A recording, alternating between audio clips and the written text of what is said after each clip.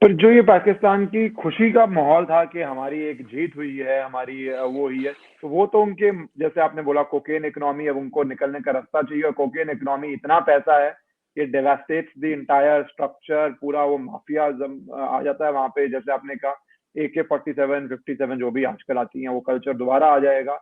But इसके साथ साथ जो बलूची नेशनलिज्म थी, नॉर्थ वेस्ट फ्रंटियर पाकिस्तान की थी, जो लो बर्नर पे चलती रहती है, क्या उसके अंदर कितना चेंज आया है और वो कितना अग्रेसिव हुई है? Because this Tehreek Taliban, as you keep saying, has become a lot more aggressive. So has that become a actual real imminent threat? Because low burner पे तो वो मेरे ख्याल से उनकी ऑलमोस्ट 47 से चल रही है, स्पर्ट्स में ऊपर नीचे होती रहती है, पर कभी डिसाइसिवली वो पाकिस्तान एस्टैब्लिशमेंट को टेक ऑन नहीं कर पाए। क्या आपको लगता है इस बारी it is one of the strongest challenges to their stability and to their landmark, जो ये मूवमेंट चल रही है वहां पे? मैं इश्करन जी ये तो नहीं कहूंगा कि कोई इमीडिएट थ्रेट है बलोच सेपरेटिस्ट से, लेकिन हाँ, आ, उनमें फिर जान आई है, क्योंकि पाकिस्तानी स्टेट जितना वीक होगा, जितनी भी ये सब नेशनलिज्म कह लीजिए, स्ट्रगल फॉर इंडिपेंडेंस कह लीजिए, फ्रीडम कह लीजिए, ये सब अपना सर उठाएंगे। ये नेचुरल सी चीज है। एक जगह से प्रेशर कम होगा, दूसरी जगह से चीजें उठती हैं। ये बात सच है।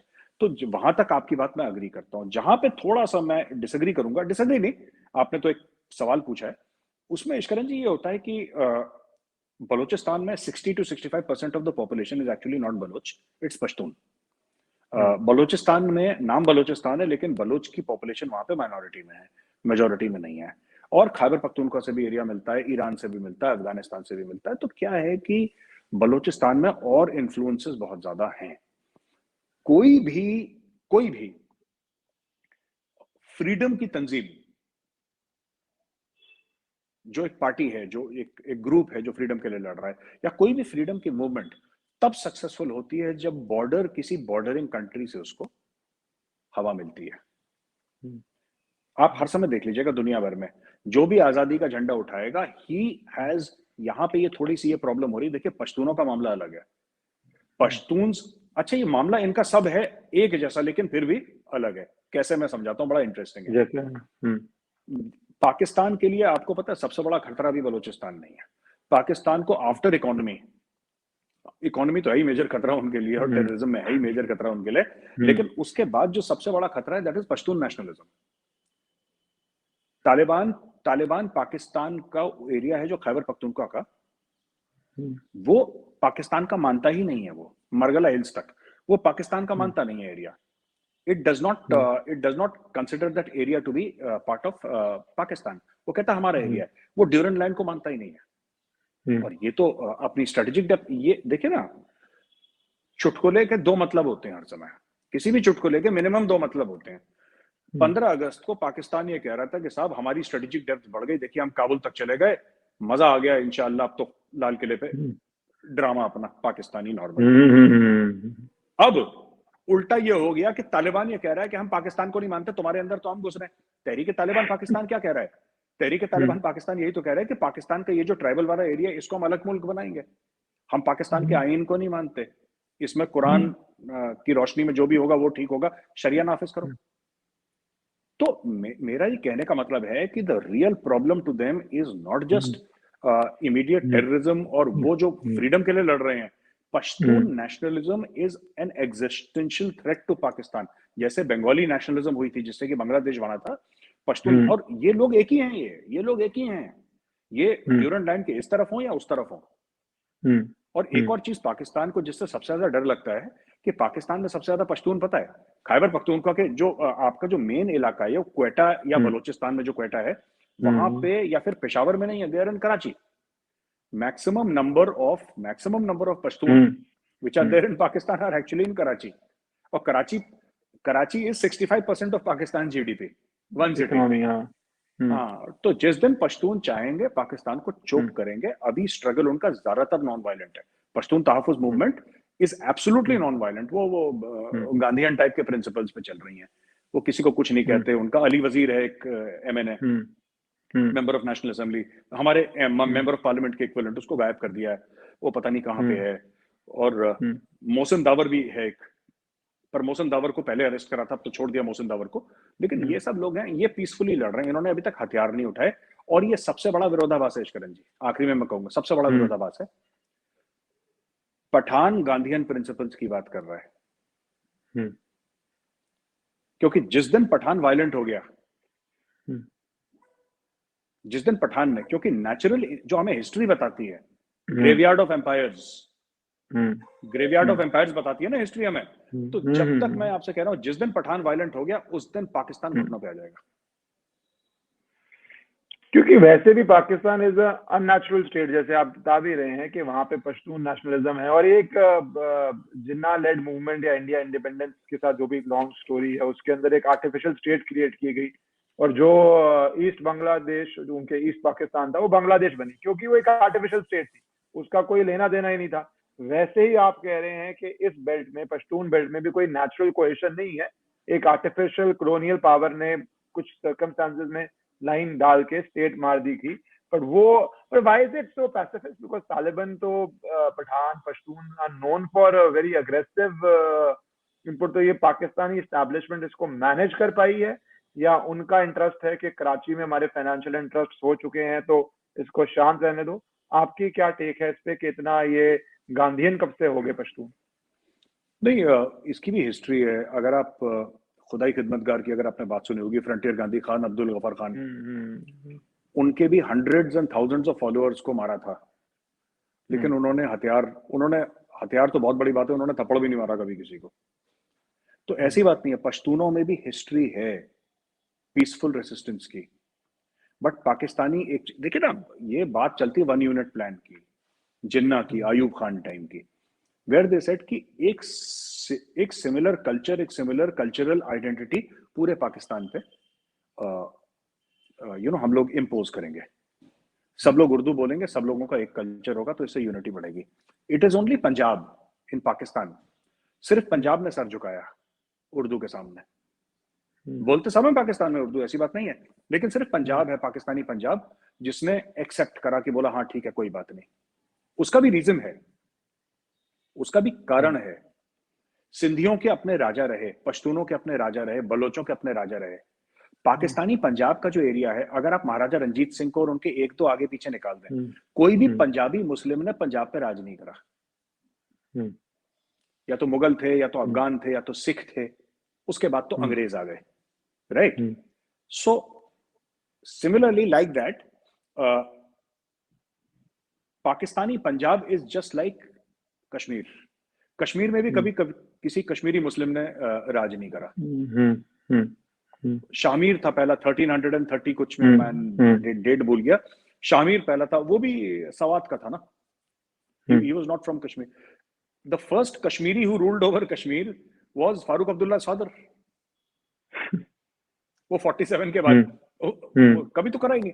सो पाकिस्तानी पंजाब, वो कश्मीर का मामला अलग है, we are not comparing. All I am saying is that जो पाकिस्तानी पंजाब है, पाकिस्तानी पंजाब का हर समय एक आइडेंटिटी क्राइसिस रहा है।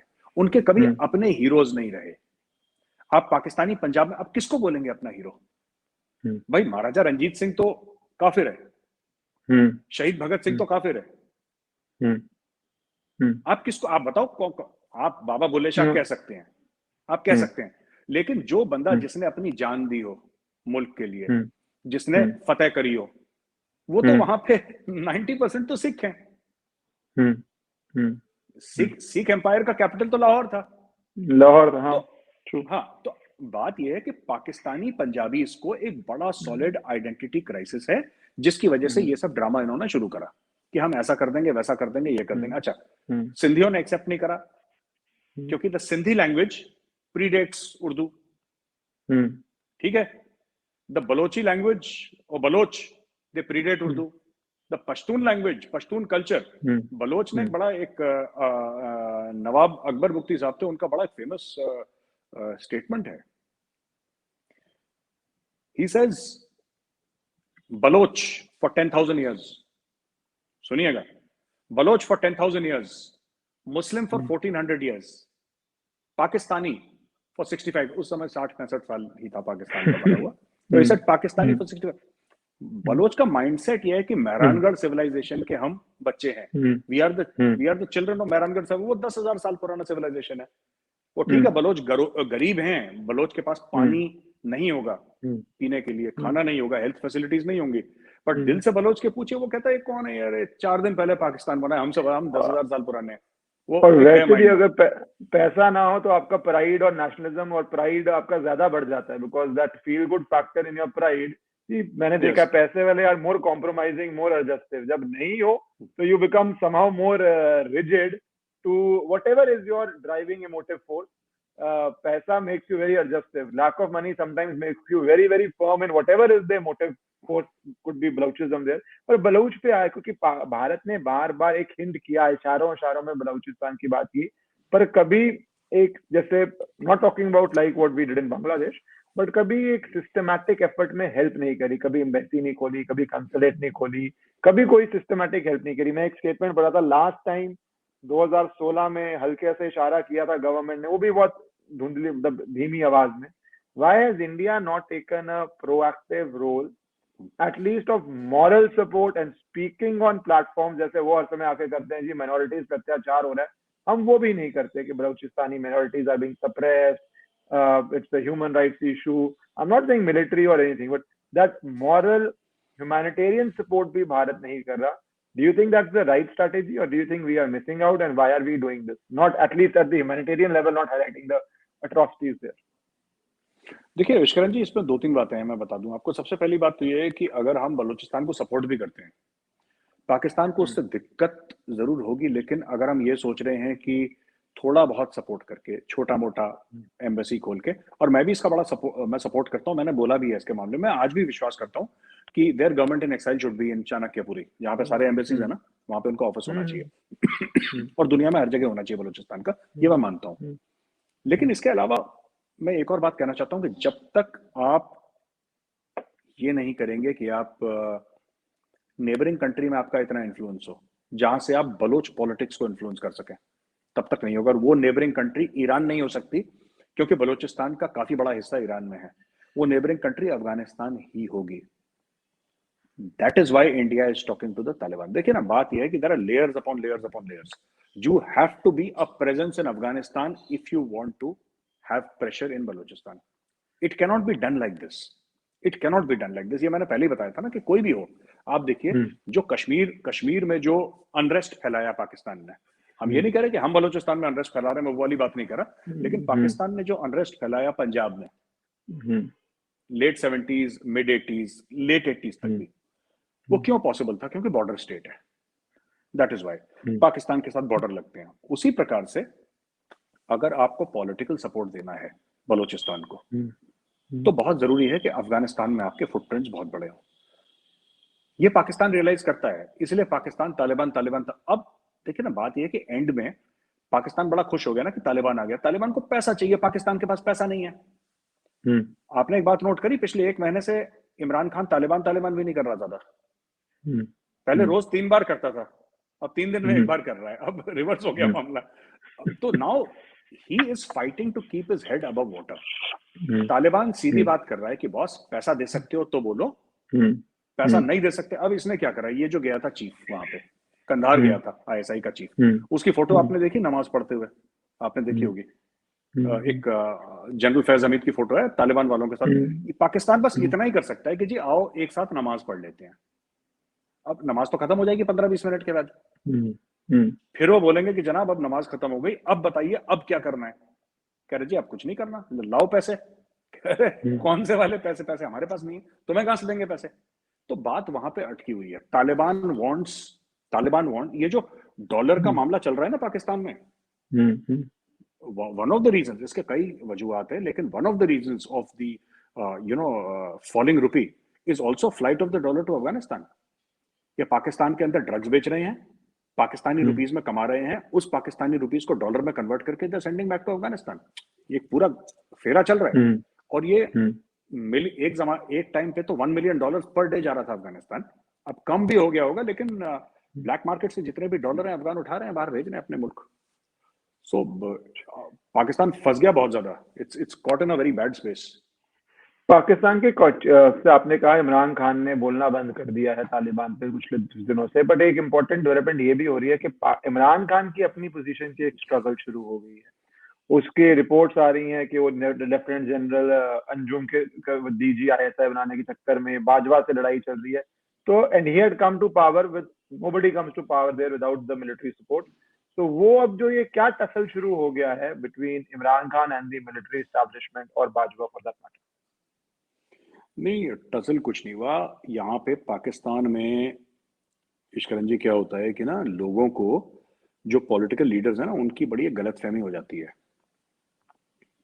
दे थिंक दैट हम इतने पॉपुलर हो गए कि हम ऐसे आंखें दिखाएंगे तो आर्मी चीफ भाग जाएगा। ये प्रॉब्लम जुल्फिकार अली भुट्टो को भी थी, जो कि अपने आप को बड़ा डेमोक्रेट, और वो कागज वागज फाड़ने यूनाइटेड नेशंस में ड्रामा पूरा उसका, उसको फौज ने टांग दिया। उसको लाया कौन था?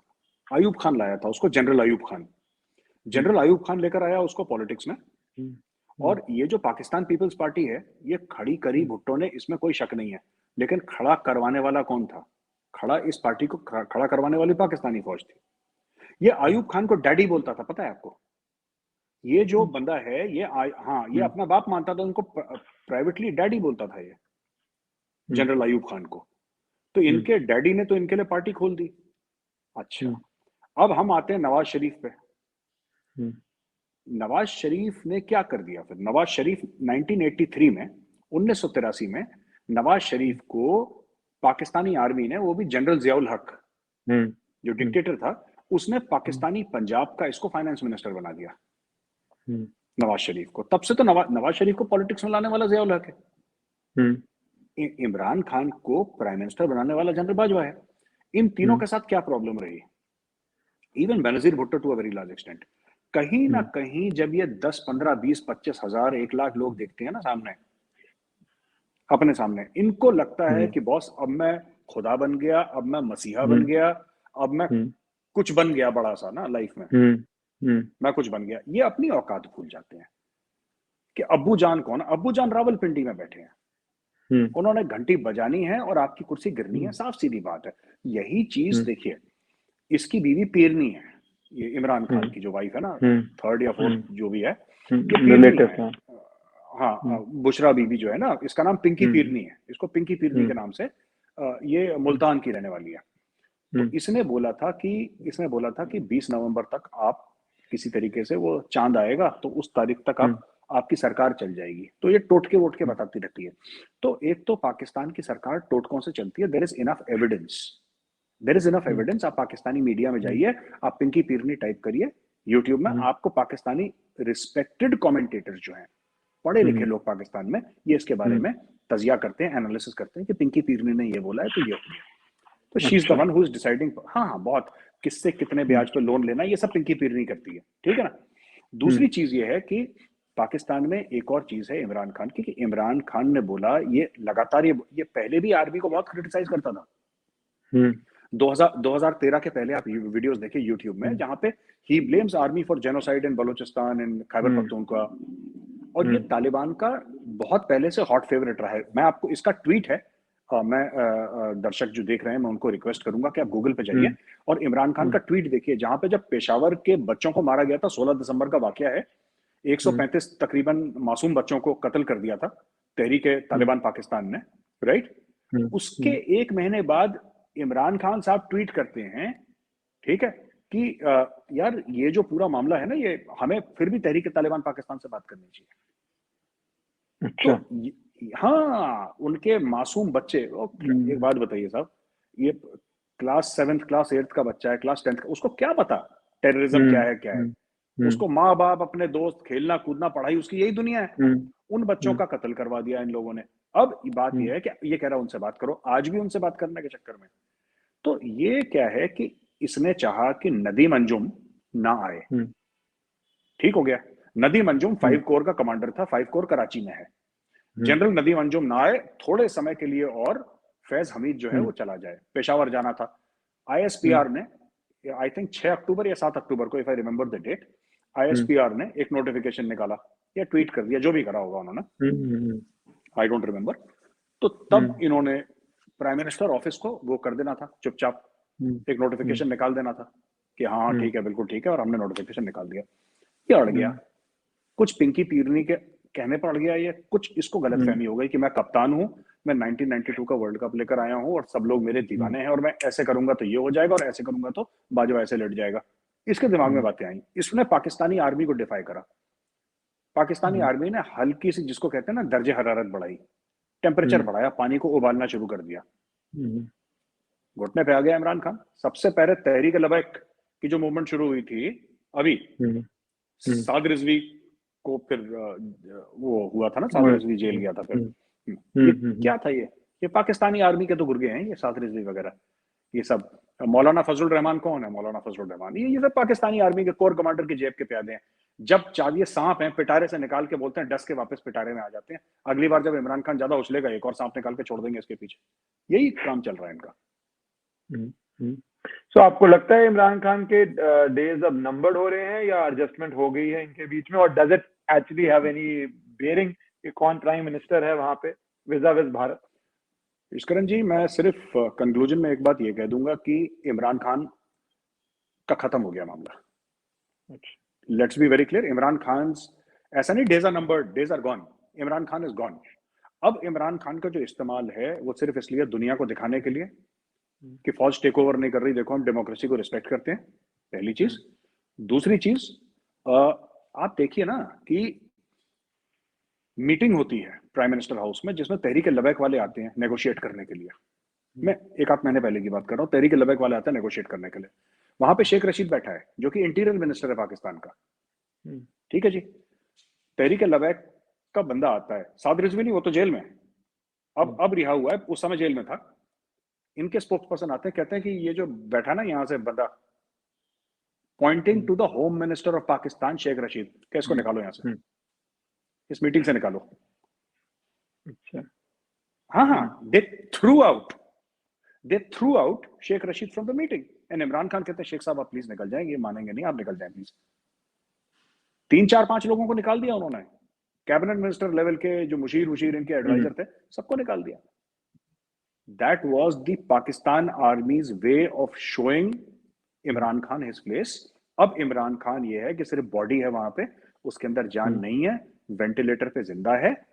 और मुझे ऐसा लगता है कि धीरे धीरे कोशिश करेंगे कि इसका टर्म कंप्लीट हो जाए, या फिर ऐसा भी किसी और को भी ला सकते हैं। और वो परमुटेशन कॉम्बिनेशन अभी उससे भी बात चल रही है उनकी, नवाज शरीफ से। ये मेरा last question to you concerning Bharat. अभी कुछ दिन पहले जितेंद्र सिंह जो पीएमओ में है, मिनिस्टर है, उन्होंने स्टेटमेंट दिया कि 370 कोई नहीं सोचता था, हमने हटा दिया, हम पीओके के ऊपर भी काम कर रहे हैं। आई forgotten the exact words but he suggested कि हम पीओके को भी वापस लेने की कोशिश करेंगे, काम कर रहे हैं। तो इंडियन पर्सपेक्टिव से अब जब Pakistan is financially on the ropes, बहुत बुरी हालत है उनकी, अब मिलिट्री प्राइम मिनिस्टर, एक डिस्टेबलाइजेशन होती है, आप जो भी लाएंगे डिस्टेबलाइजेशन होती है।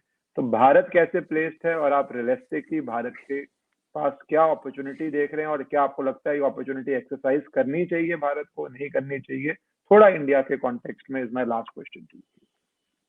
इश्करन जी, जो मुझे लगता है, मैं आपको, और हो सकता है मैं 100% गलत हूं इसमें, but I still stick my neck out and से अ फ्यू थिंग्स। पहली चीज ये है कि मुझे लगता है कि ये मेरा मानना है कि कहीं ना कहीं जो लद्दाख में गेम चल रहा है चाइना के साथ, ये मेरा पर्सनल है, मैं फिर कहता हूं मैं 100% गलत हो सकता हूं, लेकिन मेरे दिमाग में ना ये पिछले 6 महीने से चीज खड़क रही है। मैंने कभी बोला नहीं इसको, पहली बार मैं बोल रहा हूं पब्लिकली कि ये जो लद्दाख में हुआ ना, इसके कहीं ना कहीं ताने बाने पीओके से जुड़े हैं। कहीं ना कहीं कैसे जुड़े हैं मैं बताता हूं। Actually PoK is not just Pakistan, PoK is also China, क्योंकि चाइना का पीओके में इन्वेस्टमेंट बहुत है। China Pakistan economic corridor PoK से आती है। तो कहीं अगर आपको पीओके चाहिए, जो इतने प्रोवोकेशन के बाद भी इंडिया जवाब नहीं दे रहा, काइनेटिक रिस्पॉन्स नहीं कर रहा, तो इसका मतलब ये नहीं कि इंडियन आर्मी कर नहीं सकती, ये जानबूझ के नहीं कर रहा है। मेरा ऐसा मानना है जानबूझ के नहीं कर रहे, कहीं ना कहीं दिमाग के पीछे पीओके वाला फैक्टर है। और जहां तक इन्होंने बात करी है पीओके लेने की, ये गीदड़ भक्की नहीं है, क्योंकि आप 1994 का रेजोल्यूशन आप जानते हैं पार्लियामेंट का, you are aware of it, I am aware of it, कि इंडिया ने अपनी पार्लियामेंट में बोला, एक रेजोल्यूशन पास करा था कि वील टेक बैक पीओके। ले लेंगे, रियलिस्टिकली कब लेंगे मुझे नहीं पता, कैसे लेंगे मुझे नहीं पता, I don't have any idea, but इसमें चाइना फैक्टर बहुत स्ट्रांग है। और कहीं ना कहीं चाइना के साथ गिव एंड टेक होगी, कहीं ना कहीं चाइना के साथ बातचीत होगी, क्योंकि चाइना ने भी पाकिस्तान के सामने हाथ जोड़ लिया, बोला कि मालिक बस मौला अब नहीं होता, अब नहीं हो सकता, बंद करो ये ड्रामा, है ना। दे हैव सेड कि भाई मास्टर अब नहीं कर सकते हम, we cannot deal with Pakistan. उन्होंने $38 मिलियन का फाइन लगवा दिया था ना पाकिस्तान के ऊपर, आपको पता ही होगा। $38 मिलियन का। वो दासू डैम में जो 9 चाइनीज इंजीनियर मरे थे, तो चाइना ने बोला तुम फाइन दो $38 मिलियन का हमारे बंदों को पाकिस्तान के ऊपर। तो पाकिस्तान ने अभी तक $38 मिलियन दिए नहीं, फाइन ही उनके पास, बेचारे कहां से देंगे। तो ये बड़ा चक्कर हो गया वहां पे। और मुझे ऐसा लग रहा है कि ये जो सरकार कह रही है पीओके के बारे में, ये गीदड़ भक्की नहीं है, लेकिन ये उस तरीके से पीओके लेने की बात नहीं सोच रही सरकार जिस तरीके से आप और हम सोच रहे हैं कि इंडियन आर्मी जाएगी और कैप्चर कर लेगी। ना, ये कुछ और कर रहे हैं, और इसमें एक चाइना फैक्टर है। मैं आपको बता रहा हूं, इनकी चाइना से हो ना हो बातचीत चल रही होगी इसके मामले में। 100% आई एम श्योर कि ये चाइना से, हाँ, इसके बिना हो नहीं सकता। And they have an understanding. और देखिए चाइना भी, चाइना ये सब एक और सलामी स्लाइसिंग और ये सब हम बातें करते हैं, ठीक है, कि ये चाइना ने ये कोई न्यूज़पेपर ये दिखा रहा है कि अरुणाचल में एक विलेज बना रही, सुना होगा आपने ये सब। देखिए ये सब विलेज बना रही है, 2 विलेज बना रही है। हाँ, ये सब नेगोशिएटिंग टैक्टिक्स है, ये सब नेगोशिएटिंग टैक्टिक्स हैं, ठीक है ना। They are all negotiating, they are negotiating for various things and they are not just negotiating for the line of actual control। ना भारत नेगोशिएट कर रहा है, वो ठीक है, वो मुद्दा है, लेकिन ना भारत नेगोशिएट कर रहा है लाइन ऑफ एक्चुअल कंट्रोल के लिए, ना चाइना नेगोशिएट कर रहा है लाइन ऑफ कंट्रोल के लिए। ये Indo Pacific geo strategic region का पूरा एक नेगोशिएशन चल रहा है। ये